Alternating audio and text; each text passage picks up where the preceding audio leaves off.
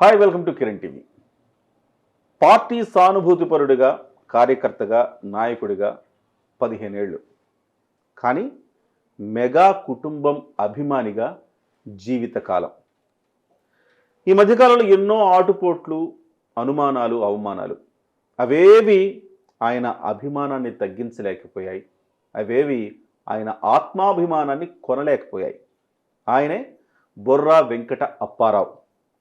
Megastar Chiranjeevi నుంచి నేటి పవన్ కళ్యాణ్ వరకు మెగా అభిమానిగా సత్తెనపల్లిలో తెలియని వారు ఉండరు. ఆయన ప్రస్తుతం జన సైనికుడిగా, జనసేన నేతగా, సత్తెనపల్లి అభ్యర్థిగా ఆయన ప్రస్తుతం బరిలో ఉన్నారు. ప్రస్తుతం మన స్టూడియోలో ఉన్నారు. మాట్లాడదాం బొర్రా వెంకట అప్పారావు గారితో. నమస్కారం సార్. నమస్కారం అండి. నిజమే చెప్పానా? నిజమే 15 ఏళ్ళు జీవితకాలం. నిజమే చెప్పారు. అంటే నిజమే అంటే పార్టీలోకి, ప్రజారాజ్యం పార్టీలోకి ఇదంతా వచ్చి 15 ఏళ్ళు కావచ్చు, కానీ నేనైతే మెగా ఫ్యామిలీ అభిమానిగా నాకు ఊహ తెలిసిన దగ్గర నుంచి ఉన్నాను.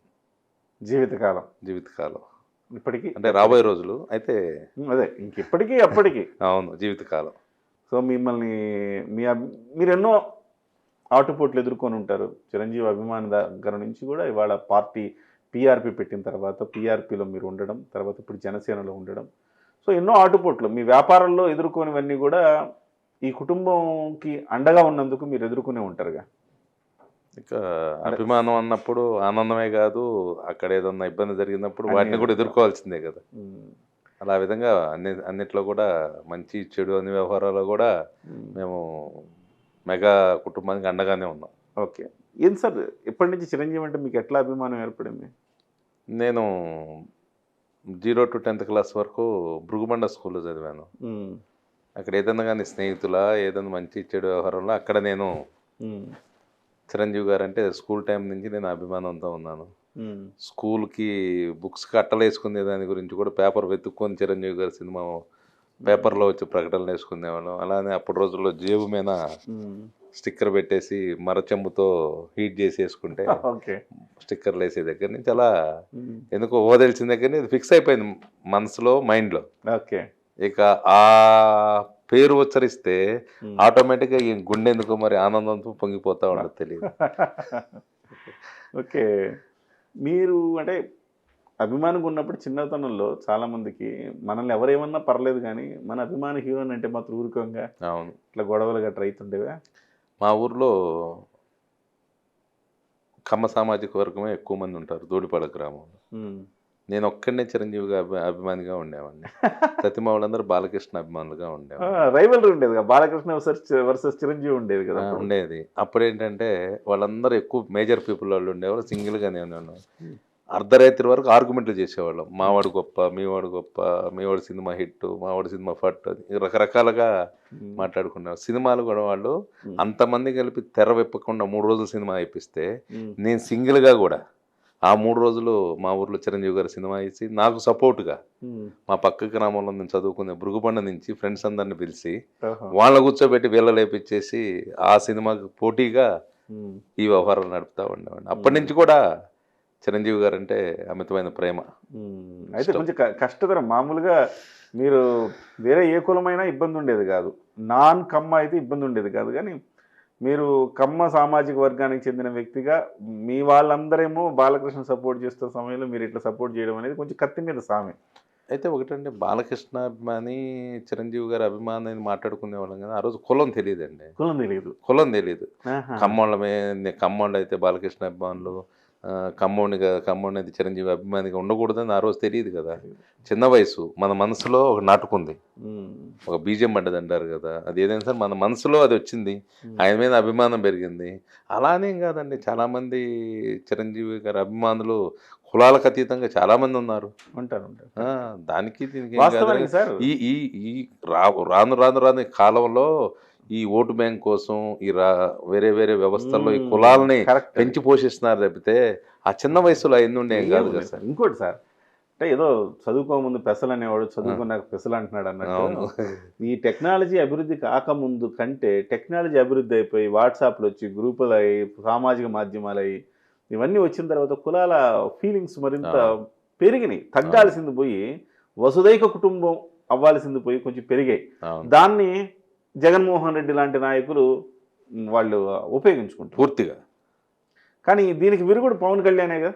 అవును, కులాలను కలిపేసి కులాలను కలిపి మతాల ప్రస్తావన లేని రాజకీయాలు, గ్రేట్ ఇవన్నీ కూడా ఆయన చాలా దూరదృష్టితో ఆలోచించే పార్టీ పెట్టడం కానీ, పార్టీని రన్ చేయటం కానీ, ఆయన సిద్ధాంతం కానీ ఏదైనా సరే వీటన్నిటిని దృష్టిలో పెట్టుకుని ఆయన ఎప్పుడు మాట్లాడినా సరే ఆయన భారతదేశం లేదంటే కనుక బలమైన మాటలు మాట్లాడుతుంటారు. ఆయన ప్రతి మాట కూడా బలంగా ఎదగానే మాట్లాడుతుంటారు. ఈ దేశం గురించి ఆలోచిస్తుంటాడు. ఏ రోజు అంటే ప్రతి ఎవరైతే ఇబ్బందుల్లో ఉన్నారో ఆ కులానికి అండగా నిలబడిన వ్యక్తి ఆయన. రెల్లి కులం అంటే రెల్లి కులం దగ్గరికి వెళ్ళిపోయి నేను రెల్లి కులం స్వీకరిస్తున్నానని చెప్పిన వ్యక్తి. జగన్మోహన్ రెడ్డి కమ్మ సామాజిక వర్గాన్ని అణిచివేస్తున్న క్రమంలో నేను మీకు అండగా ఉంటానని చెప్పిన. సో ఎక్కడ అది పెద్ద కులం కావచ్చు, చిన్న కులం కావచ్చు, కానీ ఎక్కడైనా కులాలకు అండగా నిలబడి కులాలన్నింటినీ కలిపి వసుదైక కుటుంబంగా మార్చి కులం కాదు గుణం ముఖ్యం, మనిషి మానవత్వం ముఖ్యం అని చెప్పిన వ్యక్తి పవన్ కళ్యాణ్ గారు. అందుకనే కదా సార్ పవన్ కళ్యాణ్ గారు అలా ఉన్నారు కాబట్టి ఈరోజు అన్ని కులాలు కూడా అతన్ని మన మనిషి, మనవాడు, మంచి ఆలోచన వ్యక్తి, మంచి విధానం ఉన్న వ్యక్తి అని చెప్పేసి అందరూ కూడా మన మనిషిగా భావిస్తూ ఉన్నారు కదా. ఎగ్జాక్ట్లీ. సార్ ఆ తర్వాత మీ ప్రయాణం అంటే చిరంజీవి అభిమానిగా 10వ తరగతి వరకు అలా అయింది. తర్వాత నేను చిరంజీవి గారిని కలవాలని అనుకున్నారా అభిమాని? ఆ తర్వాత నరసరావుపేట దగ్గర రావిపాడు అనే గ్రామంలో ఐటీఐ ఎలక్ట్రానిక్స్ చదివాను. ఆ తర్వాత హైదరాబాద్ వచ్చాను. అప్పుడు కూడా హైదరాబాద్ వచ్చిన దగ్గర నుంచి కూడా చిరంజీవి గారి సినిమా షూటింగ్లు ఎక్కడ జరుగుతూ ఉన్నాయి అంటే డ్యూటీ చేసేవాళ్ళవి. ఆదివారం రోజుకి ఎక్కడ షూటింగ్ జరుగుతుందని అంటే ఎప్పుడు కూడా అదే మనస్సు అదే అటే లాగుతూ ఉండేది కదా. ఏం జరుగుతుంది, ఆయన సినిమాలు షూటింగ్ ఏం జరుగుతున్నాయి, ఏ సినిమాలు కంప్లీట్ అయింది, ఏ సినిమాలు రన్నింగ్ లో ఉన్నాయి, ఎక్కడ షూటింగ్ జరుగుతుంది,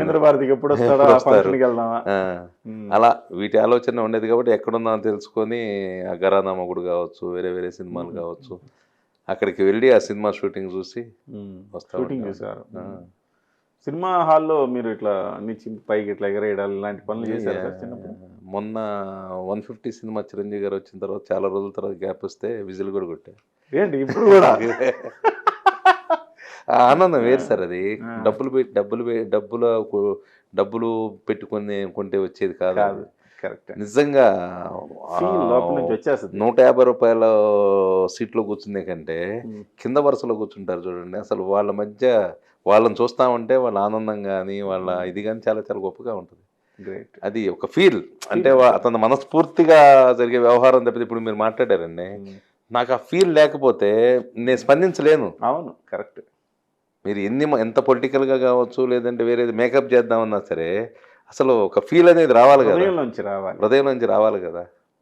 కరెక్ట్. అది అయితే మీరు ఇంత షూటింగ్లకి వెళ్ళేవాళ్ళు లేకపోతే ఇట్లా ఫంక్షన్లకు వెళ్ళేవాళ్ళు కదా, ఎప్పుడైనా చిరంజీవి గారిని కలిసి నేను మీ ఫ్యాన్ అండి అని చెప్పే అవకాశం అంటే పొలిటికల్లోకి రాకముందు ఎప్పుడైనా దొరికిందండి? దొరకలేదు. అయితే కొన్ని సందర్భాల్లో ఆయన కూడా ఈ ఫ్యాన్స్ అందరం దృష్టిలో పెట్టుకొని కొంత టైం కేటాయించి ఫోటోలు దిగటం చేసేవాళ్ళు. ఆ ఫోటోల వరకు మాత్రం దిగి ఆ ఫోటోలు మాత్రం ఇంట్లో పెట్టుకోవటం కాదు, హృదయంలో కూడా పెట్టుకున్నాం. గ్రేట్. ఓకే. సో పాలిటిక్స్లోకి ఆయన 2009లో పాలిటిక్స్ 8లో వచ్చాడు కదా, వచ్చిన తర్వాత మళ్ళీ మీరు అంటే అభిమానంతో ఆయనకు అండగా ఉండాలనుకున్నారా? మీలో కూడా ఒక పొలిటికల్ లీడర్ అవ్వాలి, మనం కూడా ఏదైనా సమాజాన్ని చేయాలని అప్పటి ఉండిందా? అయితే చదువుకునేటప్పటి నుంచి కూడా ఆయన సినిమాలు కానీ అన్నీ కానీ కూడా అతను కష్టపడే విధానం కానీ అతను చూసి మనం కూడా చెప్పుకుంటూ ఉండేవాళ్ళం కదా. మేము అందరం కూర్చొని బాలకృష్ణ గారు అయితేనేమో వాళ్ళ నాన్న ఎన్టీ రామారావు గారు ఉన్నారు కాబట్టి అతను మీవాడు అలా వచ్చాడు, మావాడు అలా కాదు, సొంతగా వచ్చి కష్టపడి డాన్సులు నేర్చుకొని అది చేసి స్వయంగా ఎదిగాడు అని నేను ఆర్గ్యుమెంట్ చెప్తా ఉండేవాడిని.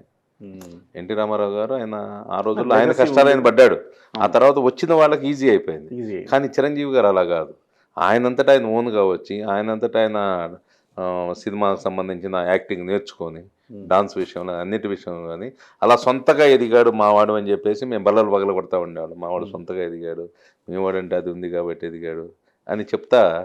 అలా మనం కూడా ఎందుకు ఎదగకూడదు, మనం కూడా ఆయన ఫీల్డ్లో వెళ్ళాడు, మనం చదువుకుందాం. నాకు మెకానిక్స్ అంటే ఇష్టం. ఓకే. మెకానిక్ ఏదన్నా కానీ టీవీలు బాగు చేయటం, రేడియోలు బాగు చేయటం అలా చిన్నప్పటి నుంచి నాకు ఇంట్రెస్ట్ ఉండేది. అందుకని ఎలక్ట్రానిక్స్ తీసుకున్నాను నేను. ఓహోహో. ఎలక్ట్రానిక్ తీసుకొని దాంట్లో నేను పిఎల్సి కంట్రోల్ ప్యానల్స్లో నేను మాస్టర్ ఉన్నాను. ఓ గ్రేట్.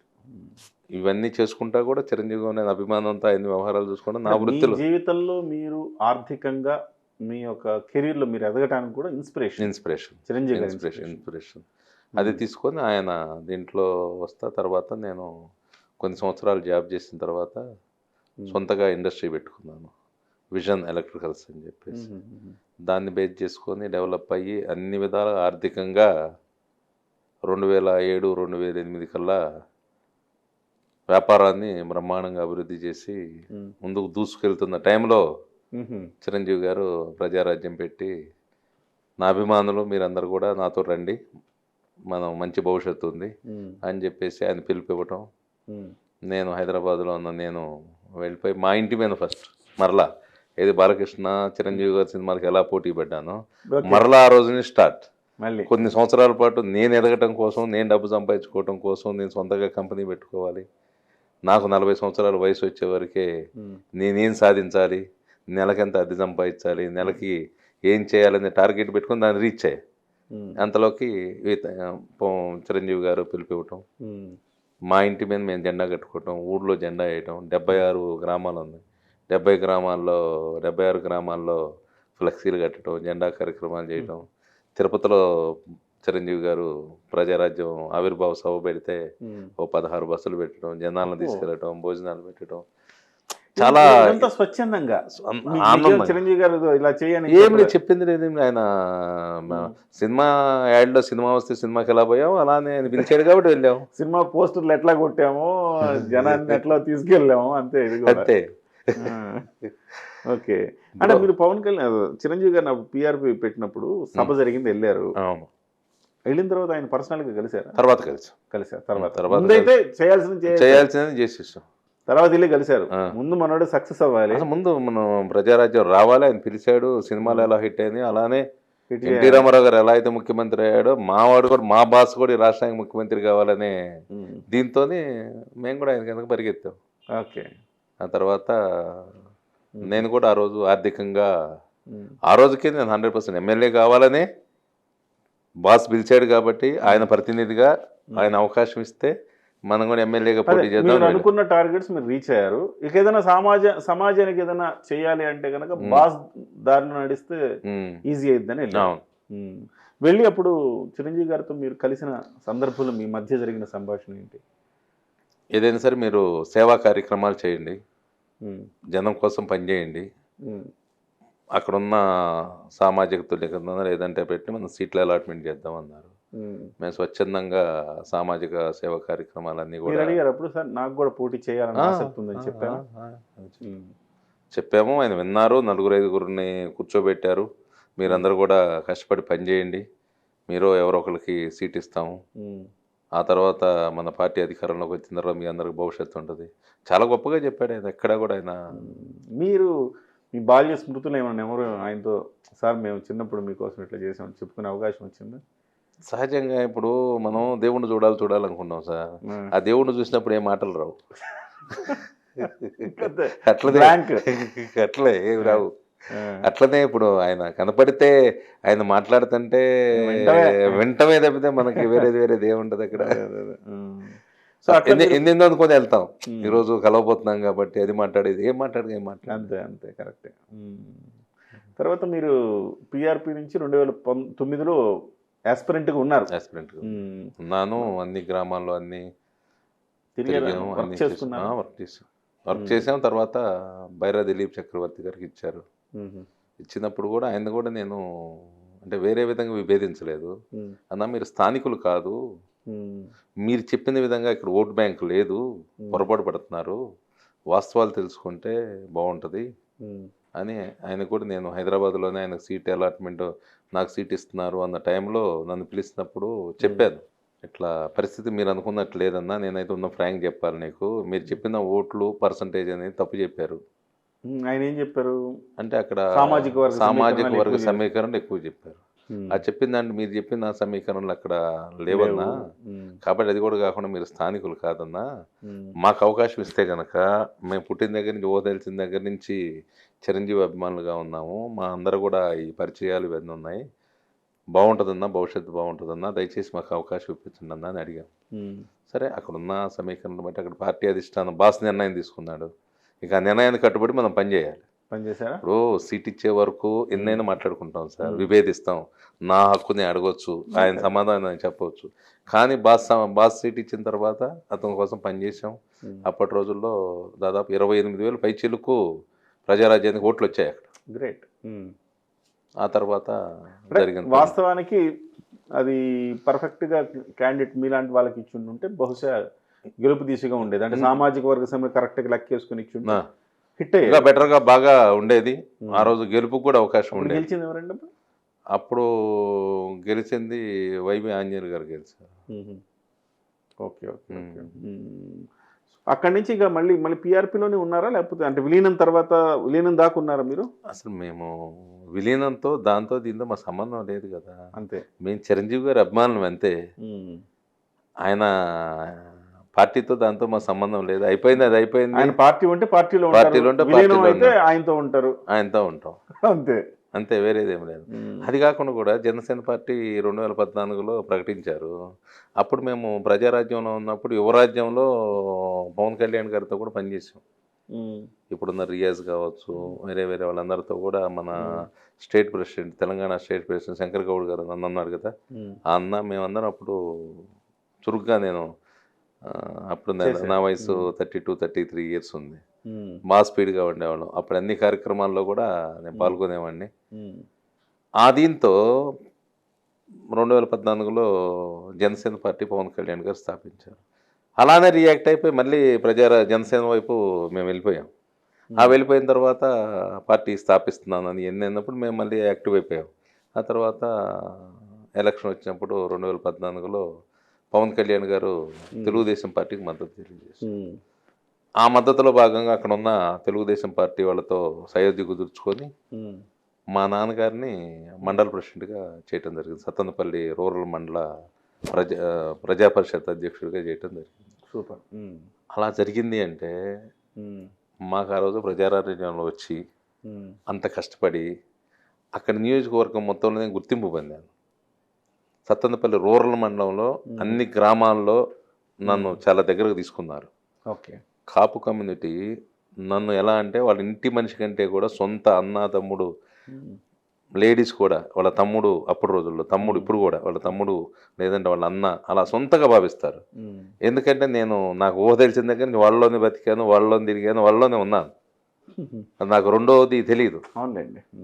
ఆ తర్వాత పెరిగి పెద్ద అయిన తర్వాత ఈ వ్యవస్థ అంతా చూస్తున్నప్పుడు ఈ కులాలు ఇవన్నీ వచ్చినప్పుడు అప్పుడు లేవు కదా, అంతగా పెద్దగా ప్రాధాన్యత ఇచ్చేవాడు కదా. అక్కడున్న పరిస్థితి మా ఊర్లో ఉన్న కాపు కమ్యూనిటీ వీళ్ళతో కూడా మేమందరం పిలుచుకునేది యారా బావయ్య, మామ, బాబాయ్, అక్కయ్య, అత్తయ్య ఎట్లా పిలుచుకుంటాం. కానీ అక్కడ ఇప్పుడు కూడా పెద్దగా ఏముండదు. ఏదో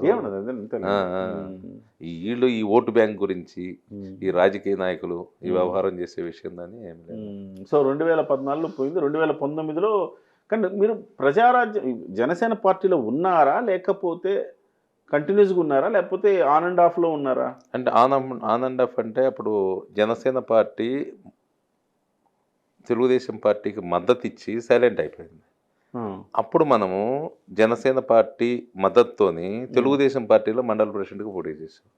అయితే 1983లో నుంచి ఎన్టీ రామారావు గారు ముఖ్యమంత్రి అయిన తర్వాత మండలాలు వచ్చిన తర్వాత భృగుబండి అనే గ్రామం కానీ కందురూపాలెం గ్రామం కానీ ఏ రోజు ఎంపీటీసీ గెలవలేదు. మాకున్న పరిచయాలు వ్యవహారంతో ఆ 2 ఎంపీటీసీలను కూడా మనం గెలిచి 16 ఎంపీటీసీ స్థానాలు గెలిచి మనం మండల ప్రెసిడెంట్గా అక్కడ అయ్యాం. ఆ 2014 నుంచి 2019 వరకు మనం దీంట్లో కొనసాగుతూ ఉన్నాం. బాసు కూడా పవన్ కళ్యాణ్ గారు కూడా మద్దతు ఇచ్చారు. తర్వాత కొంతకాలం ఉన్నారు. కొంతకాలం 2019 వరకు ఉన్నాం. 2019 ఎన్నికల్లో ముందు మళ్ళీ వచ్చాం. 2000 ముందు ఎలక్షన్లో పోటీ చేయడం వచ్చాం. ఆ తర్వాత నేను కూడా ప్రయత్నం చేశాను. ఎర్ర వెంకటేశ్వర రెడ్డి గారికి మళ్ళీ అక్కడ అలాట్మెంట్ చేశారు. ఆయన ఓడిపోయాడు.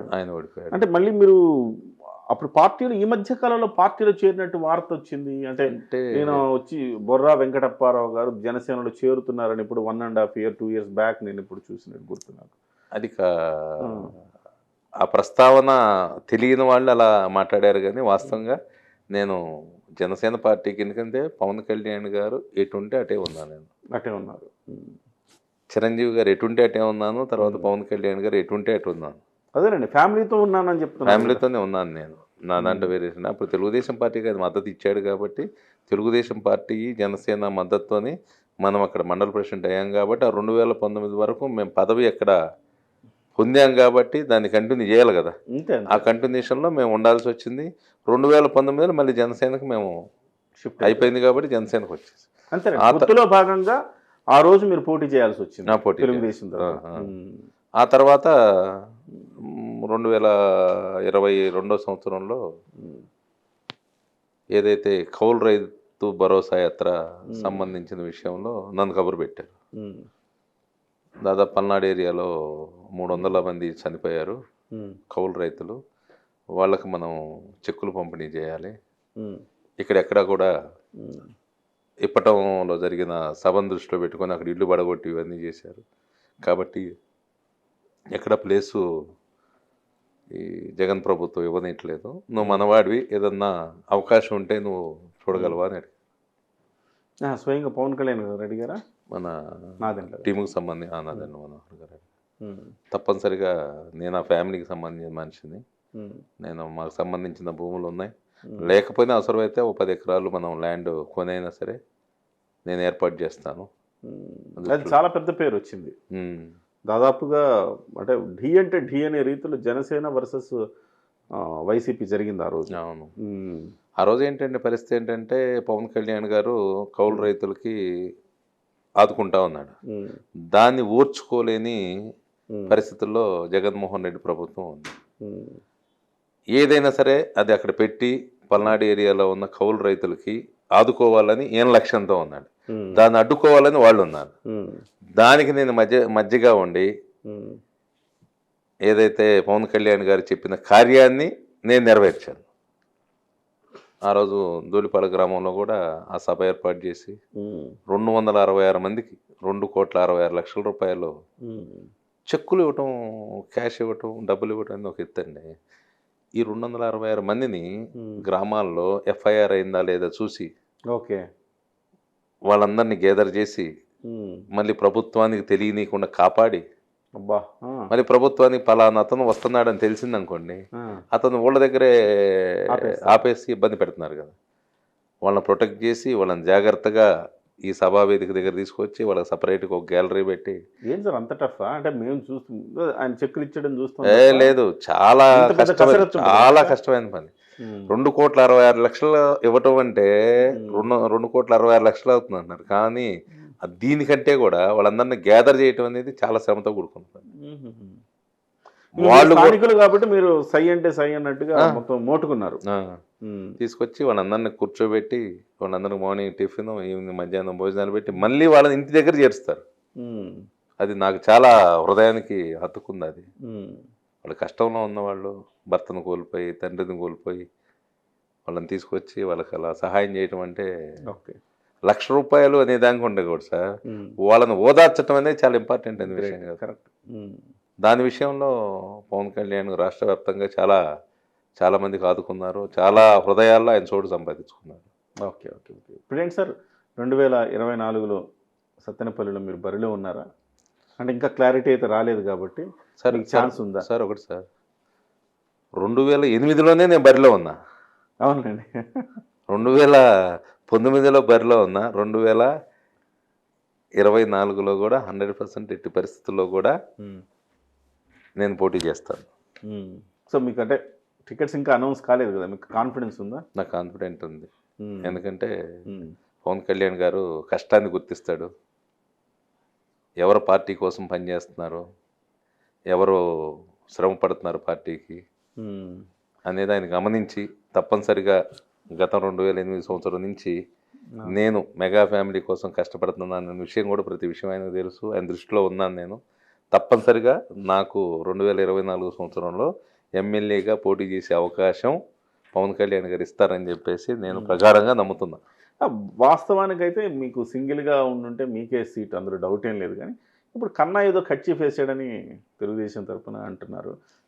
ఛాన్సెస్ ఎంతవరకు ఉంటాయి సార్? వాస్తవంగా 2022 సంవత్సరానికి 12వ నెల 18వ తారీఖు 2022 సంవత్సరంలో ధూళిపాడులో సబ్ పెట్టే రోజుకి కన్నా లక్ష్మీనారాయణ గారు బీజేపీ అధ్యక్షుడిగానే ఉన్నారు. మేము జనసేన పార్టీలో పార్టీ అభివృద్ధికి ఈ కార్యక్రమాల్లో మేమున్నాం. ఆయన తర్వాత తెలుగుదేశం పార్టీలో చేరటం, తెలుగుదేశం పార్టీ ఇన్ఛార్జిగా సత్తెనపల్లికి రావడం జరిగింది. ఆయన తర్వాత వచ్చాడు తప్పితే నేను ముందు నుంచి 2008 నుంచి మా ప్రజారాజ్యం మా జనసేన, మా ప్రజారాజ్యం మా జనసేన, జనంతో మమేకమై ఉన్నారు మీరు. మేము ఇదే కోణంలో ఇదే దీంట్లో జనాలతో మమేకమై ఉండి ఆ జనాలను కలుపుకొని కష్టంలో సుఖంలో ప్రతి దాంట్లో కూడా 15 సంవత్సరాల శతాబ్దంన్నర, ఒక 10 శతాబ్దంన్నర పాటు ఈ ఫ్యామిలీకి సంబంధించిన మెగా ఫ్యామిలీకి సంబంధించిన విషయాలని, మెగా ఫ్యామిలీతో మనం ఉండాలి, మనం ఉంటే మనకు భవిష్యత్తు ఉంది, మనం వేరే వేరే ఆలోచనలు చేయొద్దని చెప్పేసి కొన్ని వందల వేల కుటుంబాలను నచ్చజెప్పుకుంటా వాళ్ళందరినీ కూడా ఇదే కుటుంబం వైపు నడుపుకుంటా ముందుకు వస్తూ ఉన్నాం. హఠాత్తుగా నేను ఎమ్మెల్యే సీటు కావాలని కానీ లేదంటే పొత్తు కుదిరింది నాకేదో అవకాశం వస్తుందని రాలేదు. ఆ రోజు ఉన్న పరిస్థితుల్లో పవన్ కళ్యాణ్ గారు నేను కలిసిన రోజు అంబటి రాంబాబు వాళ్ళ ఇంట్లో పెళ్ళి అని పిలిస్తే వెళితే నన్ను ఇలా అవమానిస్తున్నాడు అని అన్న రోజు నేను చెప్పాను, అన్నా నాకు అవకాశం ఇవ్వండి, అంబటి రాంబాబు గారు మేము పోటీ చేసి సత్తెనపల్లిని గెలిచి మీకు గిఫ్ట్గా ఇస్తానని చెప్పి ఆయనకే డైరెక్ట్ నేను చెప్పాను. గ్రేట్. కాబట్టి ఈరోజు ఇది పొత్తుందని నేను అడగట్లేదు, పొత్తులో లేకుండానే అంబటి రాంబాబు నేను పోటీ చేస్తాను, గెలుస్తాననే పవన్ కళ్యాణ్ గారికి నేను మాట ఇచ్చాను. ఆయన ఏమన్నా మీకు హామీ ఇచ్చారప్పుడు? ఆయన ఆ రోజు అన్న మాట ఏంటంటే, నువ్వు అన్ని విధాలుగా సమర్థవంతంగా ఉన్నాను అన్నాడు. 100% మీరు అవకాశం ఇవ్వండి, నేను అంబటి రాంబాబుని ఓడించి సత్తెనపల్లి మీ చేతులు పెడతానని చెప్పి. Great great.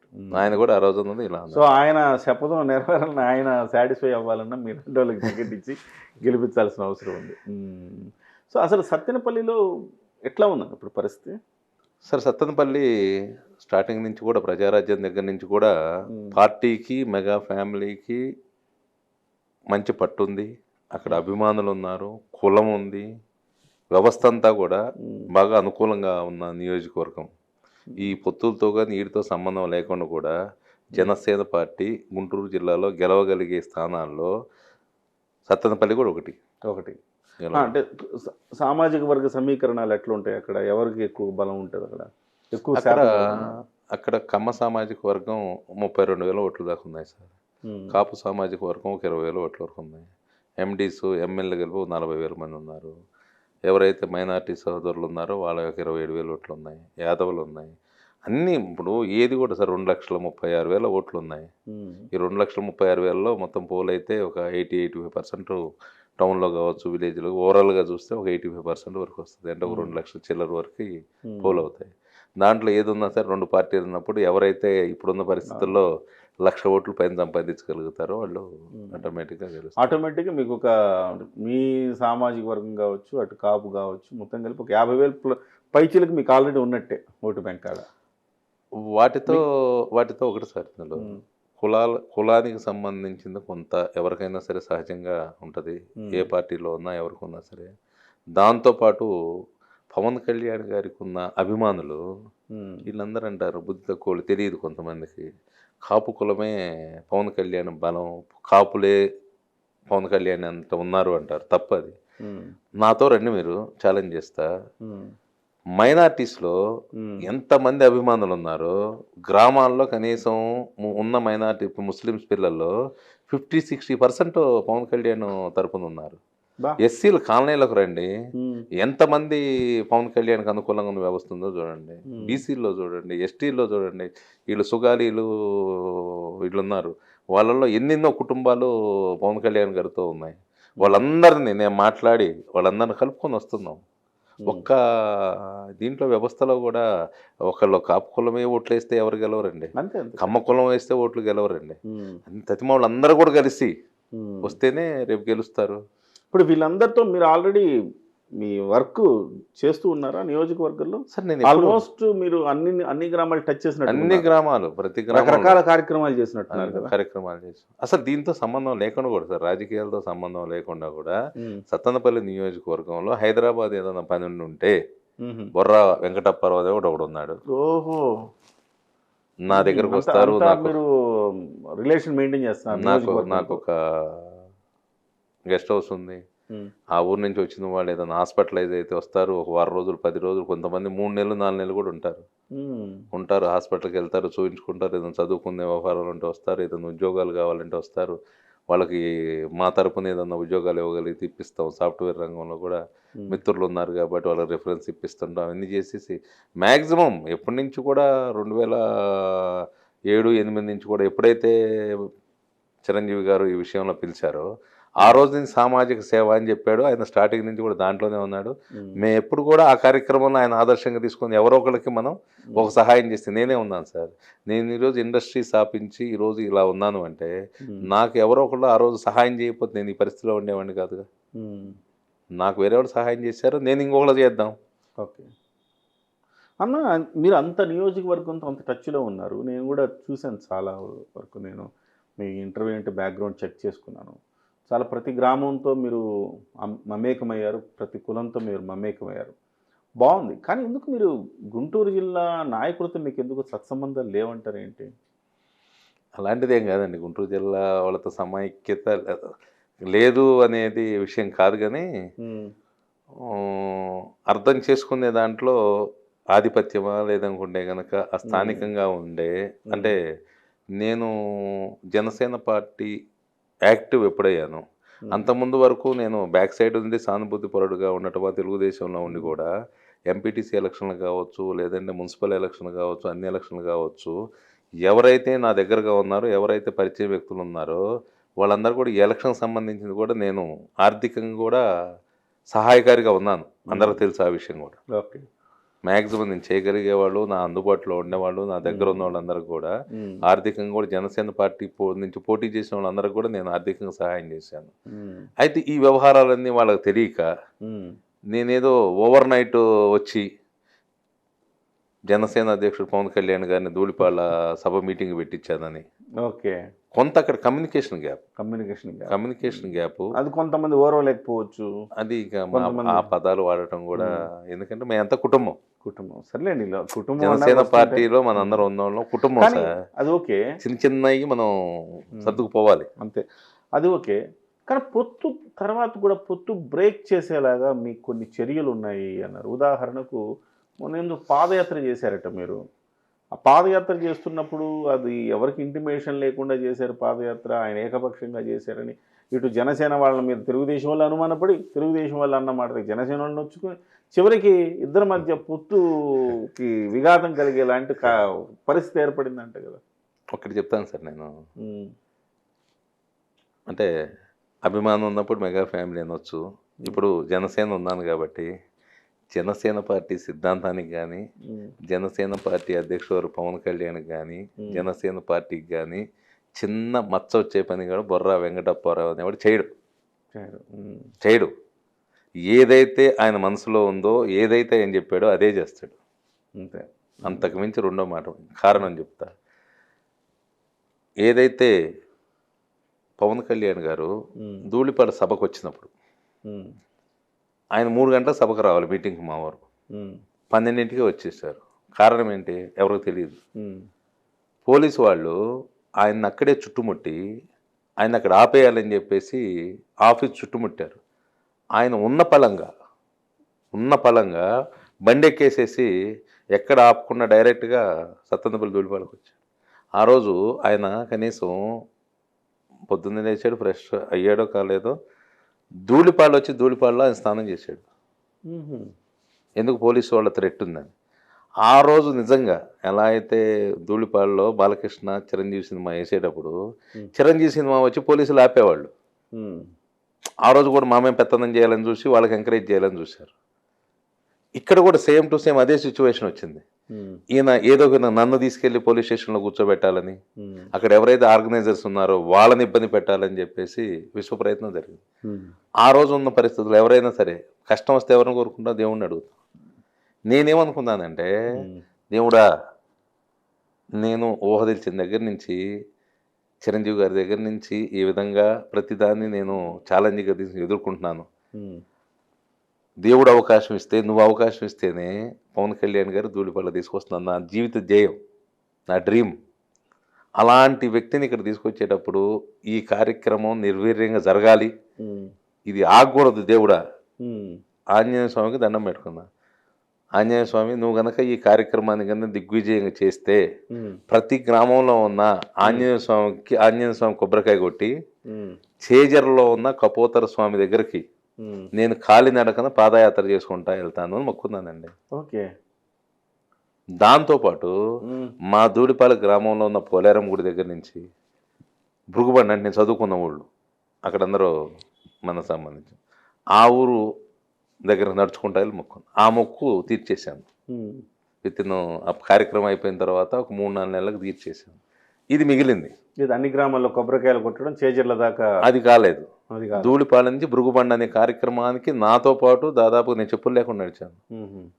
నడి ఎండాకాలంలో మే నెలలో ఒక 6 కిలోమీటర్స్. Okay, great. నాకు నడిచే అలవాట్లేదు కదా, కాళ్ళ నిండా బొబ్బలు ఇవన్నీ కూడా బాగా ఇబ్బంది పడ్డాం. నాతో పాటు ఒక 7-8 వేల మంది నడిచారు. 7-8 వేల మంది నడిచారు ఆ కార్యక్రమం. అయితే ఇది మిగిలింది. ఇది మిగిలినప్పుడు మొన్న ఆ కార్యక్రమం చేద్దామని చెప్పేసి అప్పటికి పొత్తు కూడా కుదరలేదు. ఓకే. పొత్తు కూడా కుదరకముందే మేము ప్లాన్ చేసుకుని డిసైడ్ అయ్యి ఉన్నాము. పొత్తు కుదిరింది. ఆ పొత్తు తర్వాత జరిగే వ్యవహారంలో మీరు స్టేట్ వైజ్గా ఎక్కడా కూడా తెలుగుదేశానికి జనసేనకి ఆత్మీయ సమావేశం జరగలేదు. అవును. అలాంటిది ఫస్ట్ ఆత్మీయ సమావేశం బాస్ చెప్పాడు కాబట్టి తెలుగుదేశం వాళ్ళతో మనం ఐకమత్యంగా ఉండాలి, తెలుగుదేశంతో కలిసి మనం ముందుకు వెళ్ళాలి. కారణం ఏం చెప్పాడు? ఈ రాష్ట్రం బాగుండాలంటే, ఈ రాష్ట్ర ప్రజలు బాగుండాలంటే మనం సఖ్యతగా ఉండి తెలుగుదేశం జనసేన, లేదంటే తెలుగుదేశం జనసేన ప్రభుత్వం రావాలంటే మనం అందరూ సర్దుకుపోవాలని చెప్పాడు. ఆ సర్దుకుపోయే బాధ్యతని అందరికంటే ముందుగా నేనే తీసుకోవాలని చెప్పేసి ఒక అడుగు ముందుకేసి, అత్యుత్సాహం అనుకోండి, లేదంటే బాధ్యత అనుకోండి, ఏదన్నా అనుకోండి, ఈ రాష్ట్రం మొత్తంలో ఎక్కడా జరగని సమావేశాన్ని ధూళిపాలకి మన తెలుగుదేశం పార్టీ ఇన్ఛార్జ్ మాజీ మంత్రివర్యులు కన్నా లక్ష్మీనారాయణ గారిని పిలిచి వాళ్ళకు సంబంధించిన తెలుగుదేశం వాళ్ళందరికీ దాదాపు ఒక 200 ఇన్విటేషన్స్ ఇచ్చి నేనే తీసుకున్నాను. ఈ స్టేట్లో ఎక్కడ జరగంది నేనే ఫస్ట్ టైం చేశానని చెప్పేసి జనసేన పార్టీ నుంచి గర్వంగా చెప్తాను. ఇది మీ పర్సనల్ కాబట్టి, చేజర్ల వరకు పాదయాత్ర మీ ముక్కు కాబట్టి చెప్తా చిన్న విషయం. వాళ్ళందరినీ పిలిచి మా జనసేన పార్టీకి సంబంధించిన గ్రామ స్థాయి నాయకుల దగ్గర నుంచి మండల స్థాయి నాయకుల దగ్గర నుంచి అందరిని పిలిచి పంచభక్ష పర్వాణాలు పెట్టి మా జనసేన పార్టీ వాళ్ళందరినీ కన్నా లక్ష్మీనారాయణ గారికి షేక్ హ్యాండ్ ఇప్పించి, ఇతను పలాను ఊరు, ఇతను పలాను మండల ప్రెసిడెంట్, ఇతను గ్రామ ప్రెసిడెంట్ అందరిని పరిచయం చేసి 2 పార్టీలను ఒకటి చేద్దామని చేసాం. 100% కన్నా లక్ష్మీనారాయణ కూడా సహకరించారు, మేము కూడా ఆయన సహకరించాం. 2 పార్టీలను కలిపాం. ఆ రోజు స్టేజ్ మీద నాకిలా పాదయాత్ర చేయాలని మేము అనుకున్నాము. ఈ పాదయాత్రకి తెలుగుదేశం పార్టీ కూడా మద్దతు తెలియజేస్తే, మన జనాలను చూస్తే, తెలుగుదేశం జనసేన జనాలను చూస్తే అంబటి రాంబాబు ఇక్కడ నుండి ఉపయోగం లేదు, మన సత్తనపల్లి నుంచి రేపల్లి పోవడం బెటర్ అని చెప్పేసి వెళ్ళిపోవాలని చెప్పి అదే స్టేజ్ మీద కన్నా లక్ష్మీనారాయణ గారు కూడా మాకు మద్దతు తెలియజేయాలని చెప్పేసి ఆయనకు మైక్ ఇస్తే, ఆయన కూడా ఇట్లా అప్పారావు గారు పాదయాత్ర చేయాలనుకున్నాడు కాబట్టి మన శ్రేణులు కూడా ఆయనకి సహకరించండి, సపోర్ట్ చేయండి అని చెప్పిన తర్వాత నేను పాదయాత్ర చేశాను. తర్వాత ఆయన పెద్దమక్కన్ దగ్గర ఉన్న ఊర్లో ఆయన కూడా వచ్చి పాదయాత్రలో కొబ్బరికాయ కొట్టి జెండా ఊపి ప్రారంభించారు. ఇవన్నీ అపోహలండి, పొరపాటు అపోహలు. ఓకే. ఇప్పుడు సత్తెనపల్లిలో అంబటి రాంబాబు గారు మళ్ళీ పోటీ చేస్తున్నారా ఏంటి? ఆయన పరిస్థితి ఏంటి, ఎట్లా ఉంది? మరి వాళ్ళ అధిష్టానం ఆయనకే ఇచ్చాడని చెప్పేసి నిన్న పొట్టేళ్ళు గిట్టేళ్ళు కోసి నేనే ఇక్కడ క్యాండిడేట్ అని చెప్పి ప్రచారం చేసుకుంటున్నాడు. లాస్ట్ టైమే కొంచెం పవన్ కళ్యాణ్ చూసి షేక్ అయినట్టున్నాడు, ఏదో చెప్పారు అందరూ నాకే ఓటేయాలి అనేసి సామాజిక అంటే ఆయన అన్నది ఏంటంటే జనసేన పార్టీకి ఉన్న గ్లాసు నా గుండెల్లో గుచ్చుకుంటుంది అని చెప్పాడు. జనసేన పార్టీ ఒక సిద్ధాంతంతో పనిచేస్తూ ఉంది, వాళ్ళ పని వాళ్ళు చేసుకుంటూ ఉన్నారు సార్. ఆయన అనవసరమైన విషయాలన్నీ గెలికి లేకి మాట్లాడుతూ ఉంటాడు అతను. ఓకే, ఆయనకి పవన్ కళ్యాణ్ అంటే వ్యక్తిగతమైన ద్వేషం ఏమైనా ఉందా? అంటే ఆయన కూతురు పెళ్ళికి కూడా వెళ్ళాను, ఆయన ఇలా మాట్లాడుతున్నాను, పవన్ కళ్యాణ్ కూడా బాధపడ్డారు. ఆయన ఎంతో గొప్ప మనసుతో, పవన్ కళ్యాణ్ గారు ఎంతో గొప్ప మనసుతో ఆయన వాళ్ళ అమ్మాయి పెళ్ళి ఉందంటే పిలిస్తే ఎన్నో కార్యక్రమాల్లో బిజీ ఉండి కూడా అవన్నీ పక్కన పెట్టి కూడా పిలిచాడు.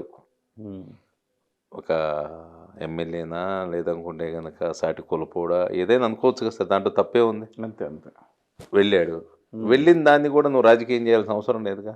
అంతే, నువ్వు ఆయన్ని ఆ విధంగా పర్సనల్ విషయాలు వేరే విషయాలు మాట్లాడాల్సిన అవసరం లేదుగా. నువ్వు ఎదుగండి, తప్పులేదు. రాంబాబు గారు ఎదుగు, తప్పులేదు. కానీ ఎదుటి వాళ్ళని బ్లేమ్ చేసి నువ్వు మెట్లుగా వాడుకొని ఎక్కాల్సిన నీచమైన పరిస్థితులు నువ్వు ఉండకూడదు కదా. నీ కష్టాన్ని నువ్వు నమ్ముకో, నీ శ్రమ నువ్వు పడు. నువ్వు ఏదైతే ప్రజలు ఉన్నారో నిన్ను నమ్ముకొని ఓట్లు వేశారు, వాళ్ళందరికీ నువ్వు సేవ చేయి.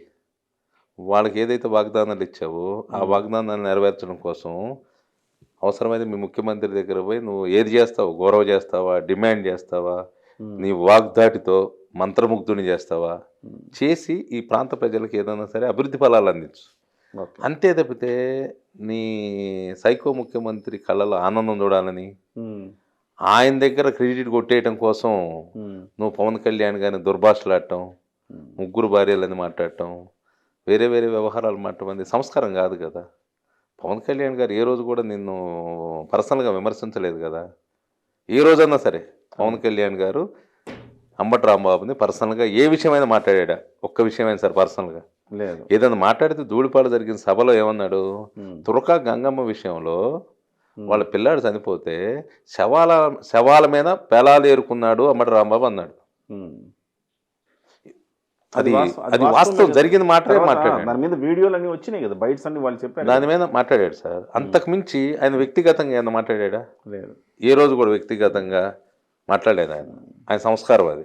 ఇతను సంస్కారం వదిలేసి ఆయన ఏది మాట్లాడినా సరే పర్సనల్ విషయాలు మాట్లాడుతూ ఉంటాడు. ఎవరు మాట్లాడతారండి పర్సనల్ విషయాలు? చేతగాని వాడు ఆడవాళ్ళ గురించి మాట్లాడతాడు, చేతగాని వాడు పర్సనల్ విషయాలు మాట్లాడతాడు. ఈ రెండు తెలిసింది అనుకోండి, నువ్వు ఆయన వేరే విషయాలు మాట్లాడు. నువ్వు పలానా చోట అవినీతి చేసావా, లేదంటే పలానా చోట వ్యవహారం చేసావా, ఏదైనా సరే పాలసీ మ్యాటర్ ఏదైనా మాట్లాడు. ఓకే, నువ్వు ఒక అసమర్థుడు అయినప్పుడే ఇలాంటి మాటలు మాట్లాడతావు. ఎవడైనా సరే ఏం చేస్తారు, నీ దగ్గర క్వశ్చన్లకి లేనప్పుడు, ఎదుటివాడి దగ్గర తప్పు లేనప్పుడు ఏం మాట్లాడతారు? పర్సనల్ విషయాలు మాట్లాడతారు. ఎవరు వ్యక్తిగత జీవితాల్లో వాళ్ళు పర్సనల్ ఉంటాయి సార్. ఆయన పర్సనల్ జీవితాలు కూడా 100 ఉన్నాయి. ఇప్పుడు ఎవడు మాట్లాడతాడు? ఏదో సామెతలాగా గురిగింజ ఉంది దాని కింద నలుపు పెట్టుకొని నేను ఎర్రగా ఉన్నానంటే సరిపోతుందా? ఆయన కాన్సన్ట్రేషన్ ఏంటి సార్ అసలు? అంటే మంత్రి అయిన తర్వాత ఏమైనా అభివృద్ధి చేశాడా? ఏమీ అభివృద్ధి లేదు సార్. అప్పుడప్పుడు గుర్తొచ్చినప్పుడల్లా నేను ఇరిగేషన్ మంత్రిని అనుకున్నప్పుడు గుర్తొస్తే పోలవరం పోయి చూసి వస్తాడు సార్. లేదు అనుకుంటే కింద మరి రాజుపాలెం దగ్గర తోట ఉంది, సత్తనపల్లి టు రాజుపాలెం పొద్దున్నే పోతాడు, టిఫిన్ చేస్తాడు, మళ్ళీ ఇంటికి వెళ్తాడు. మళ్ళీ సాయంత్రం పూట వచ్చి పకోడీలు మిరపకాయ బజ్జీలు తింటాడు, ఇంటికి వెళ్తాడు. అంతే అంతే, వేరేదేం లేదు. ఏం చేస్తాడు ఫామ్ హౌస్లో? ఫామ్ హౌస్లో ఆయన చెట్లన్నీ వ్యవసాయమా లేదంటే చెట్లన్నీ చూసుకోవటమా, చెట్లకి రక్షణ కల్పించుకోవటమా, నీళ్లు పెట్టుకోవటమా, ఏం చేస్తారు సార్? తోట ఉన్నప్పుడు తోటలో పోయిన తర్వాత ఏం చేస్తాడు నేనేం చెప్తాను సార్? అట్లాగా సార్. ఆయనంటే పవన్ కళ్యాణ్ గారికి ఎక్కడ పోతున్నాడు, ఏం పోతున్నాడు, వేగులను పెట్టి చూసుకుంటున్నాడు సార్. మాకేం అవసరం? తోటలో ఏం చేసుకుంటే అది చేసుకోమనండి. ఎవరికి అవసరం సార్? తోటలో ఏం చేస్తే రకరకాల ఆయన ఆడియో లీక్ అయినాయి కదా, ఏం ఫామ్ హౌస్ దాని కేంద్రమా అని అలాంటి మాటలు మాట్లాడు మనకు కూడా సిగ్గు సార్. అంతేనా? ఎప్పుడో ఒక్కొక్కళ్ళు అంటారు సార్, అరగంట గంట అంటారు. నేను మొన్న కుంకలగుండ గ్రామంలో కూడా చెప్పాను. నేను మాట్లాడుతూ ఉంటే ఓ పిల్లాడు అన్నా అరగంట గంట అన్నాడు. నేనేమన్నా అంటే అబ్బాయి అరగంట గంట గురించి మనకెందుకా, ఆయన ఓపిక, ఆయన వయసు, అరగంట ఉంటాడా, గంట ఉంటాడా, 2 గంటలు ఉంటాడా, ఆయన వయసు రీత్యా ఎంతసేపు ఉంటే అంతసేపు ఉండమని చెప్పా.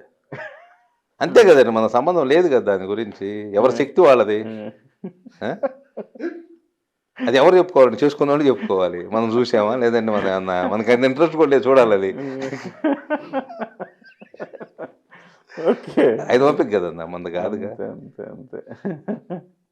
అంటే ఆయన ఆడియో లీక్ ద్వారా ఆయన ఓపిక చెప్పాడంటారా? నేను దానికి నేనైతే మా రాంబాబు అన్న ఇంకా కూడా ఎక్కువ ఓపిక ఉంది అనుకున్నాను ఆ వయసులో కూడా. Okay okay. పోనీ సరే, వాటిలో చాలా దిట్ట అనుకుందాం మీరు అన్న దాన్ని బట్టి. నేను అనలేదు సార్, నేను అసలు దాంట్లోకి రావట్లేదు. ఆయన మనిషి అట్టగా సార్, మనిషి అనేవాడు ఒక్కొక్క దాంట్లో ఒక ప్రావీణ్యం ఉంటుంది సార్. ఆయన ఓపిక ఆయన ఇష్టం సార్, మనకెందుకు సార్? ఆయనకి ఇంకా ఎక్కువ స్టామినా ఉందనుకోండి, మనం పావు గంట అరగంట నేను ఫీల్ అవుతాడు. కరెక్ట్. మరి మనకెందుకు సార్ దాని గురించి? మనం దాని జోలు పోకూడదు సార్, ఆయన ఇష్టం, ఆయనకు వదిలేయటం అది. సరే సరే అన్న, మరి ఆయనకి సరే ఆ ప్రావీణ్యత ఓకే వదిలేయండి. మరి ఆయనకి డెవలప్ చేసే ప్రావీణ్యత కానీ, నియోజకవర్గ సమస్యలు తీర్చే ప్రావీణ్యత కానీ ఉందా? ఎక్కడ కూడా నా నియోజకవర్గంలో కూడా నేను కూడా 76 గ్రామాలు చూశాను. గెలవక ముందు కొన్ని గ్రామాలు పోవడానికి టైం దొరకలా, గెలిచిన తర్వాత కూడా ఆ గ్రామాలు కూడా పోలే ఇంతవరకు. కొన్ని గ్రామాల ప్రజలు అంబటి రాంబాబు గారు ఎలా ఉంటారో చూద్దామని చెప్పేసి వెయిట్ చేసే జనాలు కూడా ఉన్నారు నియోజకవర్గంలో. ఇప్పుడు నేను ఒక పాపిశెట్టి పాలెం అనే గ్రామం వెళ్ళాను. ఆ గ్రామం మొత్తం రోడ్డు పోవటానికి కూడా మనకు చాలా ఇబ్బంది పడతాం. అలాంటి గ్రామంలో పోతే కూడా కరెంటు బిల్లులు చాలా పెద్ద మొత్తంలో, వాళ్ళు అక్కడ ఎస్టీలు ఉంటారు, వాళ్ళకి ఒక్కొక్కరికి 50,000 60,000 కరెంటు బిల్లు వస్తే దాని మీద మేము స్పందించి ధర్నా చేసి వాళ్ళ కరెంటు బిల్లుల విషయంలో పరిష్కారం చెప్పాం. ఆ గ్రామంలో ఉన్నవాళ్ళు అంటున్నారు, ఇంతవరకు అంబటి రాంబాబు చూడలేదు, ఆయన వస్తే ఒకసారి లాస్ట్ అన్నా చూద్దాము. లాస్ట్ అంటే ఇక రాడనే, లాస్టా ఏదన్నా రాడనే లేదంటే ఇక రాడనే, కానీ ఏదన్నా కానీ చూద్దాం అనుకుంటున్నారు వాళ్ళు. నేను కూడా చెప్పాను, విజ్ఞప్తి చేశాను, అన్న రాంబాబు అన్న దయచేసి ఒక్కసారి అంట పాపిశెట్టి పాలెం అంటే పోయిరా, వాళ్ళు నువ్వు కాన్వాయ్ అయింది కదా, నల్ల కార్లు ఉన్నాయి కదా, ఒకసారి వెళ్ళిపోయితే చూస్తారంట అన్న, నిన్ను ఒకసారి వెళ్ళిరండి అన్న అని చెప్పాను. కానీ నా విజ్ఞాపన కూడా ఆయన పట్టించుకోలేదు, వెళ్ళలేదు. సో అంటే పోనీ అభివృద్ధి పనులు ఏమైనా జరిగినాయి అన్న? సరే ఈ పక్కన పెట్టిన రోడ్లు అంటారా, లేకపోతే రోడ్లు, లేకపోతే ఇంకేమైనా అభివృద్ధి కార్యక్రమాలు? సత్తెనపల్లిలో ఉన్న సమస్యలు ఏంటి అసలు? సత్తెనపల్లిలో ఉన్న సమస్యలు ఏదైతే సాగునీటి ప్రాబ్లమ్స్ ఉన్నాయి సార్. వ్యవసాయదారులకు సంబంధించిన చివరి భూముల వరకు నీళ్ళు అందించలేని పరిస్థితి. ఈ సంవత్సరం అయితే అసలు వాటర్ లేదు. ఏదైతే నాగార్జున సాగర్ సంబంధించిన నీళ్లు పూర్తి స్థాయిలో కూడా ఆ ప్రాంతానికి అందించలేకపోయారు. తెలంగాణ ప్రభుత్వం వాళ్ళకు సంబంధించిన ప్రజల ప్రభుత్వం పోరాడి కూడా ఆ నీళ్లు తీసుకెళ్ళి తెలంగాణ ప్రాంతం వల్ల తీర్చారు. అయితే ఇక్కడున్న దీంట్లో అంబటి రాంబాబు గారు ఆ విషయాన్ని ఏమి ముందు చూపు లేకుండా, ముందు చూపుతో కనీసం కొంచెం వాటర్ తీసుకొచ్చి చెరువులు నింపటం కానీ వేరే వేరే వ్యవహారాలు చేస్తే రైతులకి ఇంత ఇబ్బంది ఉండేది కాదు. దాని మీద దూరదృష్టి లేదు. ఏదన్నా కానీ ఆయనకి జగన్మోహన్ రెడ్డి గారి దీవెనలతో ఆయనకి మంత్రి పదవి వచ్చింది. ఇప్పుడైతే నాకు తెలిసి అయితే ఆయన అయితే మంత్రి పదవిని అయితే హ్యాపీగా ఎంజాయ్ చేస్తూ ఉన్నారు. రోజు యాక్టివిటీ ఏంటైంది? ఉదయం లేస్తే మాకైతే ట్విట్టర్లో కనపడతాడు, అంతేనా? సార్ ఆయన ఎప్పుడు కూడా కనపడ్డాడు సార్. ఓన్లీ దాన్ని కనపడేది పవన్ కళ్యాణ్ అనే మాట వినపడితే ఆయన లేచి వస్తాడు, అంతే. పవన్ కళ్యాణ్ అనే మాట వినపడాలి, అది లేచి వచ్చి ఇమీడియట్లీ ప్రెస్ మీట్ పెట్టేసేసి పవన్ కళ్యాణ్ గారు మాట్లాడిన దానికి ప్రెస్ మీట్ ఎక్కడన్నా ఆయన బహిరంగ సభ జరిగింది, ఆ రోజు అలర్ట్గా ఉండి ఆ టీవీలో విని వెంటనే పేపర్లు తీసుకొని వచ్చి టేబుల్ మీద పెట్టుకొని దానికి సమాధానం చెప్తాడు తప్పితే ఈ నియోజకవర్గంలో ఉన్న ఎన్నో సమస్యలు, ఎన్నో విజ్ఞాపన పత్రాలు ఎన్నో ఆయన ముందు కుప్పలు తెప్పలుగా ఉన్నాయి, దాన్ని ఒకదాన్ని చూడ్డు. ఒకే ఒకటి, పవన్ కళ్యాణ్ గారు మీటింగ్ పెడతాడే దానికి ప్రిపేర్ అవుతా. ప్రజా సమస్యల మీద అవగాహన లేదు, ప్రజా సమస్యలు తీర్చాలని అతను పట్టుదల కూడా లేదు. ఎందుకంటే ఏంటంటే ఇప్పుడు ఆ పట్టుదల కూడా కావాలి కదా, ప్రజా సమస్యలు మేము తీర్చాలి అంటే అవసరమైతే ముఖ్యమంత్రితో ఫైట్ చేయాలి. ఇప్పుడు గత ప్రభుత్వం ఉంది సార్, అసలు మీరు సత్తెనపల్లి నియోజకవర్గంలో చాలా మ్యాక్సిమం తార్ రోడ్లన్నీ, సిమెంట్ రోడ్లన్నీ కూడా మ్యాక్సిమం కంప్లీట్ చేశారు. ఇళ్ళు కూడా పెద్ద మొత్తంలో కూడా ఇవ్వడం జరిగింది. గత ప్రభుత్వంలో ఎస్సీ ఎస్టీలు మైనార్టీలకు కూడా ఉపాధి అవకాశాల గురించి లోన్లు ఇవ్వటం, వాడు ఏదైనా షాపులు పెట్టుకోవాలనుకుంటే వేరే వేరేది ఇవ్వటం, రైతులకు కూడా వర్షాలు పడితే టార్పాల్ పట్లని కానీ సబ్సిడీ లోన్లు కానీ లేదంటే ఈ రజకులు ఎవరైతే ఉన్నారో వాళ్ళకి డెవలప్మెంట్ గురించి ఇస్త్రీపేటలని, లేదంటే వేరే వేరే అని చాలా అభివృద్ధి ఫలాలు అందినాయి సార్. ఉమ్, గ్రామాల్లో కూడా స్టేట్ గవర్నమెంట్‌కి సంబంధించిన రూ. 1,00,000 స్కీమ్‌లో ఇళ్ళిచ్చారు. తర్వాత సెంట్రల్ గవర్నమెంట్‌కి సంబంధించిన దాంట్లో 1,50,000, 1,60,000, రూ. 2,00,000 ఉన్న స్కీముల్లో హౌసెస్ ఇచ్చారు. ఇప్పుడు అలాంటి ప్రస్తావనే లేదు సార్ ఎక్కడ. లేదు. ఒకటే ఒకటి జగనన్న ఇల్లు. ఉమ్, ఆ ఇళ్ళకి సంబంధించి 30,000కో, 30,00,000కో, 40,00,000కో ఎకరం కొంటాం. ఉమ్, లేదంటే 15,00,000కి, 20,00,000కి ఎకరం కొంటాం. ఉమ్. దాన్ని 60,00,000కి, 70,00,000 రాసుకోవటం. బా, ఉమ్. దాంట్లో పెద్ద మొత్తంలో దాని మీద వందల కూడా కోట్ల మీ రూపాయల డబ్బులు నియోజకవర్గం నుంచి కాజేశారు. మీ నియోజకవర్గం నుంచి ఆ కుంభకోణాన్ని కూడా మీరు బయట పెట్టినట్టున్నారు అప్పట్లో. మేము ఆ కుంభకోణం గురించి కూడా మాట్లాడాము. ఉమ్, ఆ తర్వాత ఈ ఎస్టీపీ ప్లాంట్ విషయంలో, సెంట్రల్ గవర్నమెంట్ ఎస్టీపీ ప్లాంట్ విషయంలో సత్తెనపల్లిలో ఉమ్, ఎకరం 20,00,000లకు కొని ఎకరం ఉమ్, 2 కోట్లు క్లెయిమ్ చేయాలనే ప్రయత్నం చేస్తే ఉమ్. మున్సిపల్ చైర్మన్ ప్లస్ ఇతనంతా కుమ్మక్కై చేయాలని చేస్తే దాని మీద కూడా మేము కలెక్టర్ రిప్రజెంటేషన్ ఇచ్చి అవన్నీ కూడా దాన్ని కూడా ఓకే. ప్రజాధనాన్ని మేమైతే సో ఇప్పుడు కాపాడగలిగాం. అంబటి రాంబాబును ఓడించి, సరే మీరే ఎమ్మెల్యేగా ఉన్నారనుకో, మీరే ఎమ్మెల్యేగా పోటీ చేశారు అనుకుందాం, మిమ్మల్ని ఎందుకు గెలిపించాలి, అంబటిని ఎందుకు ఓడించాలి? నాకు ఒక 3 కారణాలు చెప్పండి. సార్ ఇప్పుడు అంబటిని ఓడించాలి ఎందుకంటే ఉమ్, ఆయన ఏదైతే ప్రజా సమస్యలను తీర్చాను అని చెప్పేసి ప్రజలకు నేను సేవ చేస్తానని వచ్చాడో ఒక్కడు కూడా నెరవేర్చలేడు. ఉమ్, నెక్స్ట్ ఆయన స్థానికుడు కాదు. ఉమ్, నెక్స్ట్ ఇక్కడ సంబంధించిన ఏ పరిశ్రమలు కానీ ఏ వ్యవహారాలు కానీ ఆయన ముందు చూపుతూ తీసుకురాలేకపోయాడు. ఉమ్, నేనెందుకు నా ప్రాంతానికి రావాలి అనుకున్నా అంటే నేను హైదరాబాద్లో ఉన్నాను. నేను ఆ రోజు ఆంధ్రప్రదేశ్లో గనక తెలివిగా ఉండి వ్యవహరించి ఈయనే గనక ఏపీఐసిసి చైర్మన్గా ఉన్నప్పుడు ఆంధ్ర ప్రాంతంలో ఏ గుంటూరు జిల్లాలోనో ఏ దాచేపల్లి ఏరియాలోనో కనీసం ఒక 50 ఎకరాల ఇండస్ట్రియల్ పార్క్ వేసుంటే నేనే అక్కడ పరిశ్రమ పెట్టుకొని నేనే అక్కడే ఉండి నేనే ఇండస్ట్రీ పెట్టి నేనే నా ఆంధ్ర ప్రాంత ప్రజలకు ఉపాధి కల్పించేవాడినేమో. ఓకే. ఆయన ఏపీఐసిసి చైర్మన్గా ఉండి ఉమ్, ఈ ఆంధ్రప్రదేశ్కి ఎక్కడ ఏ ఇండస్ట్రియల్ ఏరియా డెవలప్ చేశాడో నేను ప్రశ్నిస్తున్నాను. ఉమ్, గుంటూరు ప్రాంతంలో నువ్వు ఎక్కడేసావు? ఓకే. ఎన్ని పరిశ్రమలు తీసుకొచ్చారు? ఎన్ని పరిశ్రమలు రావటానికి నువ్వు ఉమ్, సహకరించావు? ఉమ్, నువ్వు ఏపీఐసిసి చైర్మన్గా నువ్వేం సాధించావు? ఉమ్, ఓకే. ఉమ్, నాకే అవకాశం వస్తే ఆ ప్రభుత్వంలో ఉన్న పెద్దలతో మాట్లాడి ఉమ్, ఇక్కడున్న జనానికి ఏదైతే ఉందో అక్కడ ఏదైతే పరిశ్రమలు రావడానికి అవకాశం ఉందో ఆ పరిశ్రమలు తీసుకురావడానికి ఆ ప్రాంతం అభివృద్ధి జరగడానికి నేను కృషి చేస్తాను సార్. ఓకే. ఉమ్, ఏదైతే స్థానిక సమస్యలు ఏవైతే ఉన్నాయో ఆ సమస్యలన్నిటి మీద దృష్టి పెడతాం. ఎందుకంటే మేము స్థానికులుగా ఉన్నాం కాబట్టి అక్కడున్న ప్రతి గ్రామంలో ఉన్న ఏ సమస్యలు ఉన్నాయో మాకు తెలుస్తాయి. ఉమ్, రేపల్లి నుంచి వచ్చిన ఆయనకి ఇక్కడ ఏం తెలుస్తాయి? ఉమ్, నేనున్నాను, ఉమ్, ధూళిపాల గ్రామంలో పుట్టాను, హైదరాబాద్ వచ్చాను, అయినా సరే నేను సస్తే నా ఊరే ధూళిపాల వెళ్ళాలి. ఉమ్, నా ధూళిపాలు వెళ్తే శ్మశానం సరిగా లేకపోతే ఆ శ్మశానానికి నా శవ ఎలా తీసుకెళ్తారనే భయంతో నేను నా ఊళ్ళో శ్మశానం కట్టుకున్నా. ఉమ్. ఆయన ఏ ఊరో వాడికి ఈ ఊరి మీద బాధ్యత ఎందుకు ఉంటుంది? ఉండదు, సహజం అది. ఉమ్, నా గ్రామం మీద నాకు బాధ్యత ఉంది, నా గ్రామం మీద నాకు ప్రేమ ఉంది, నా గ్రామ ప్రజల మీద లేదా నా ప్రాంత ప్రజల మీద నాకు ప్రేమ ఉంటుంది. ఉమ్, అదే నిన్ను నీ గ్రామ ప్రజలు నీ ప్రాంత ప్రజలు ప్రేమిస్తే నువ్వు రేపల్ని వదిలిపెట్టి ఇక్కడ రావు కదా. అంతే కదా. ఉమ్, నేనున్నాను, హైదరాబాద్ వచ్చాను, బతుకుదేరు కోసం వచ్చాను నేను. ఉమ్, నేను ఏ రోజు కూడా ఇక్కడ రాజకీయం చేయాలని నేను ఆలోచించలేదు. ఉమ్, రాజకీయంగా నేను ఇక్కడ ఏ ఎమ్మెల్యేనో కార్పొరేటర్గా పోటీ చేయాలని ప్రయత్నం చేయలేదు. అలా ప్రయత్నం చేస్తే నేను ఎప్పుడూ ఇక్కడ ఎమ్మెల్యేనే అవుతాను. అంతేగా. కానీ నేను నా ఊర్లో, నా సత్తెనపల్లిలో, నా ఊర్లోనే నేను పోటీ చేయాలి, నా ఊర్లో నేను ఎమ్మెల్యే కావాలని ఆ రోజు చిరంజీవి గారి పిలుపు మేరకు వచ్చి అదే స్టాండ్ తీసుకొని ఉమ్, ఆ కుటుంబానికి సంబంధించిన వ్యక్తిగా, మెగా ఫ్యామిలీకి సంబంధించిన వ్యక్తిగానే నేను ఎమ్మెల్యే కావాలి. ఉమ్, నేను ఏ ఆదర్శంతో ఎమ్మెల్యే అవ్వాలంటే ఉమ్, చిరంజీవి గారు ఇచ్చిన పిలుపు మేరకు వచ్చి ఆ రోజు నుంచి ఈ రోజు దాకా పనిచేసి జనసేన పార్టీలో ఎమ్మెల్యే అయిందని చెప్పుకోవటం అనేది నా జీవిత జయం. సూపర్ అండి, సూపర్. ఇప్పుడు పొత్తు ఎట్లా జనాల్లో బాగానే సక్సెస్ అయిందంటారా? ఇప్పటికీ చాలా సమన్వయ సమావేశాల్లో గొడవలు జరుగుతూ ఉన్నాయి కొన్ని చోట్ల. సో మింగిల్ అయినారా అటు జనసేన శ్రేణులు, ఇటు తెలుగుదేశం శ్రేణులు?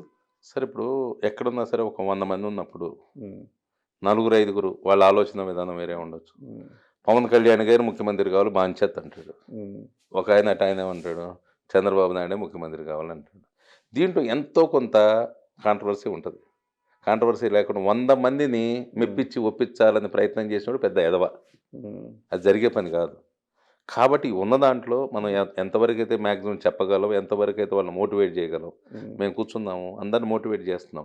ఏం చేస్తున్నాం? అరే బాబు, అమరావతి మనకి 70-80 కిలోమీటర్లో ఉంది. అటు వాళ్ళకి కానీ, ఇటు మనకు కానీ అందరికి దగ్గరగా ఉంది. అమరావతి రాజధాని అయితే మనందరికి బాగుంటుంది. మన పిల్లలు చదువుకున్న వాళ్ళకి ఉద్యోగాలు వస్తాయి, పరిశ్రమలు వస్తాయి. ఇవన్నీ జరగాలి అంటే సైకో ముఖ్యమంత్రి జగన్ ఇంటికి పోవాలి. మన కాంబినేషన్లో జనసేన తెలుగుదేశం ప్రభుత్వం రావాలి. కరెక్టే సార్. మెజారిటీ అయితే అంగీకారం ఉందా? మెజారిటీ అంగీకారం. ప్రతి దాంట్లో సార్ అతివాదులు ఉంటారు. అవును. దాన్ని ఎవరు మీరు అన్నట్టుగా 100% మనము సంతృప్తి పరచలేము. డెఫినెట్గా అందులో ఒక 5-6%, 10% వరకు ఉండొచ్చు. అవును. కానీ తత్తిమా 90% 90% యాక్సెప్ట్ చేస్తున్నారు. ఈ ఓట్లు ఇటు నుంచి అటు నుంచి అవుతాయి. అవుతాయండి. లోకేష్ గారి కామెంట్స్ పట్ల మీ అభిప్రాయం ఏంటి? అంటే మా చంద్రబాబు గారే ముఖ్యమంత్రి అని చెప్పిన తర్వాత ఒక రకమైన కుదుపు వచ్చింది పార్టీల్లో, 2 పార్టీల్లో మాటలు అటు ఇటు ట్రాన్స్ఫర్ అయినాయి.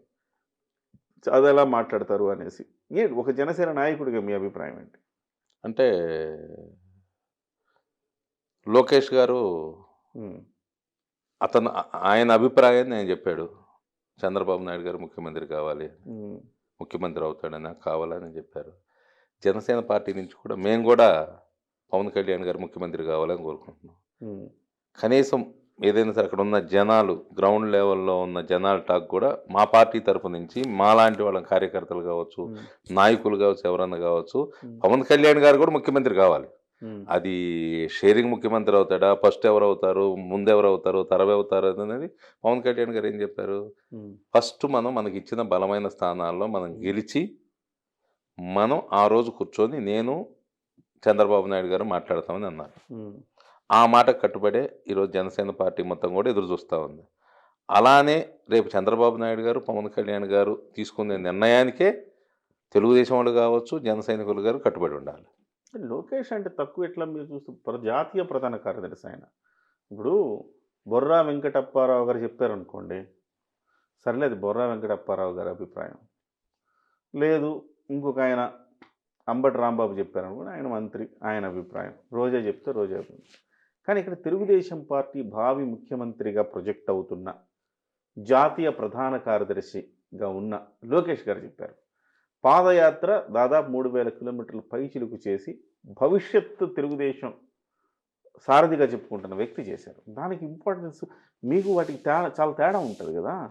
అంతేగా సార్. ఇప్పుడు అదే మీటింగ్లో పవన్ కళ్యాణ్ గారు ఒక మాట అన్నారు, ఇది లోకేష్కు సంబంధించిన వేదిక, నేను ఎక్కువ మాట్లాడను, ఈ సందర్భానికే మాట్లాడతాను అని ఆయన చాలా విజ్ఞతతోని మాట్లాడి ముగింపు మాటలు మాట్లాడి వ్యవహారం చేశారు.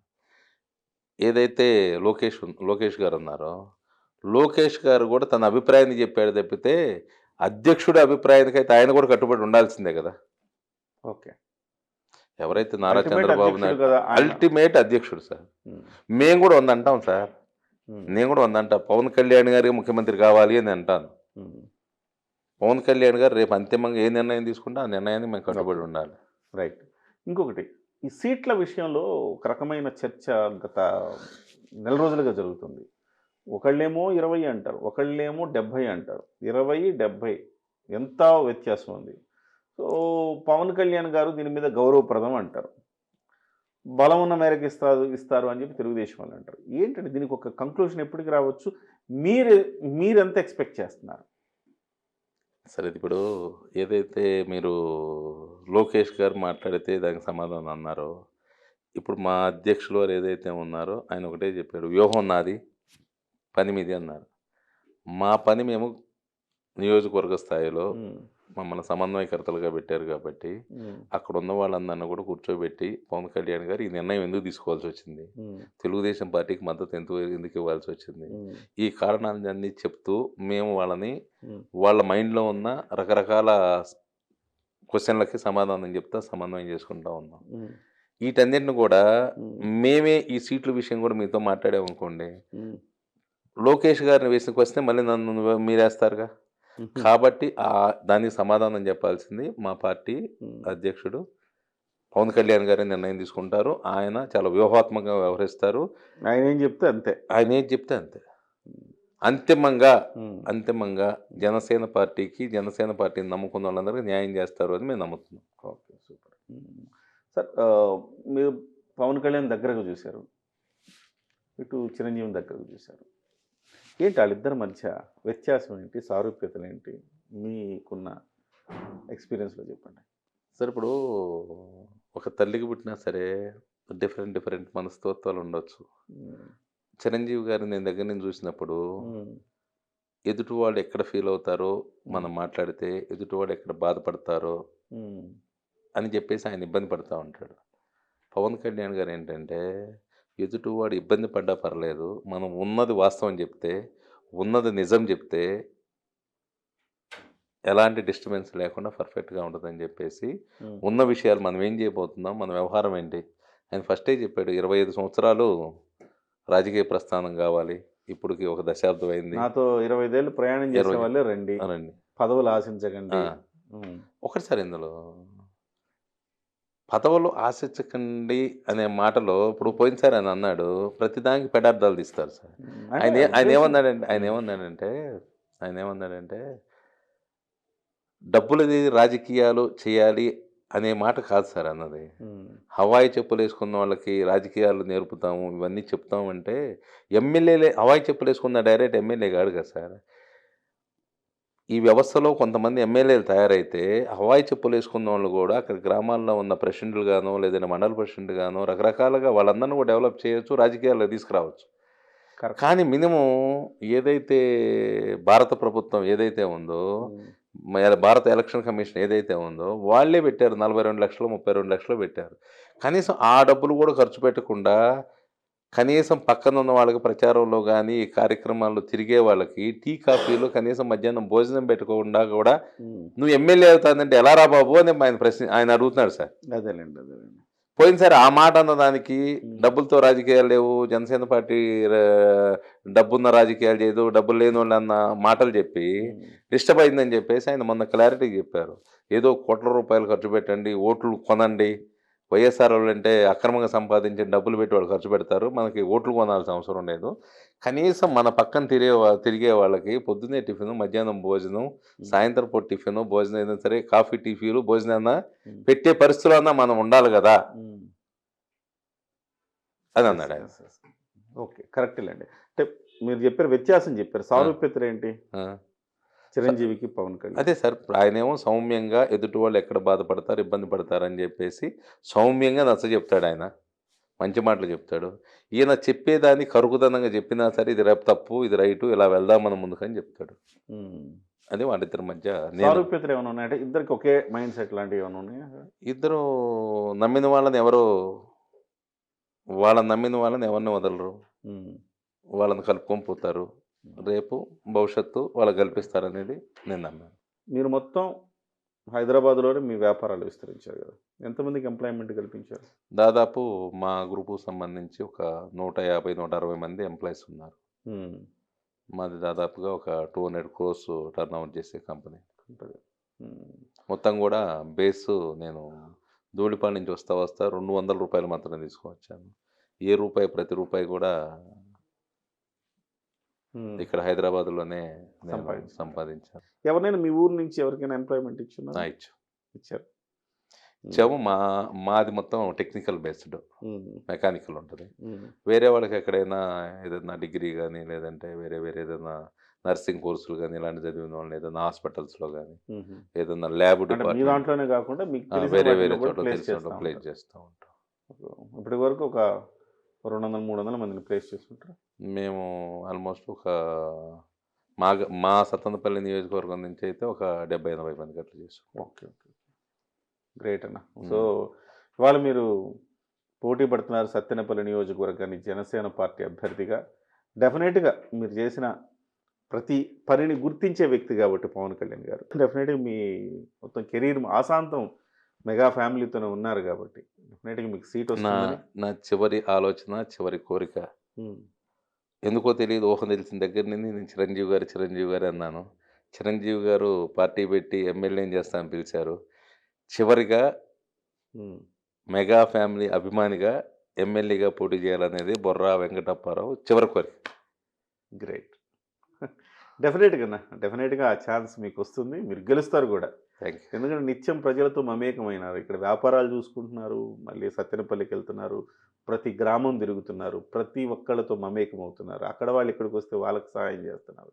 డెఫినెట్గా ప్రజలు ఇప్పుడు వాళ్ళతో పాటు ఉండే వ్యక్తులను గమనిస్తారు, గుర్తిస్తారు.